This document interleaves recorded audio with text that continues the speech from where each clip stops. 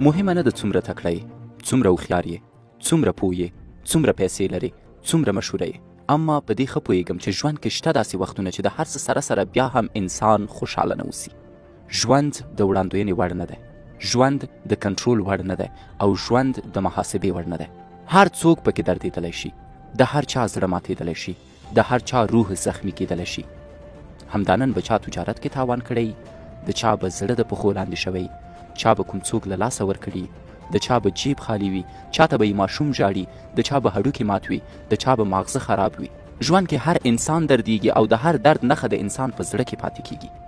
خو دا نښه باید د ګټلو نښه شي یا هم د ځان ساتلو نښه، ځکه درد باید تاسو ته د پای ټکی نه وي. همدا اوس ته د دوه غږونو سره مخ یې.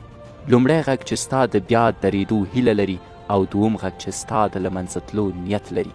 یو چې درته وایي وجنګېږه، بل چې درته وایي تسلیم شه، ستا د وس خبره نه ده. یو چې درته وایي ستا ګناه نه وه، بل چې درته وایي ته ګناهکاره یې، او هر ځل چې ته ماتېږې همدغه لوبه در سره کېږي. پس ته یې چې وټاکې له کوم غږ پیروي وکړي. ځواکمن شه، نورم هوښیار شه، چټک شه، کلک شه، په ځان باوري شه او نه تسلیمېدونکی شه. زه درنه غواړم چې د مخ ته تلو لپاره یو لامل پیدا کړي، ځکه که ته لامل ولرې نو هر څه بدلولی شي. ځان باندې فشار راوله، د ژوند په جنګ کې یوازې ځواکمن ژوند کولی شي. ستا جنګ نه دی ختم، ستا جنګ له نن پیل شو. ته نشې تسلیمېدلی ځکه ته کورنۍ لرې چې نه یې شي ناهیلي کولی.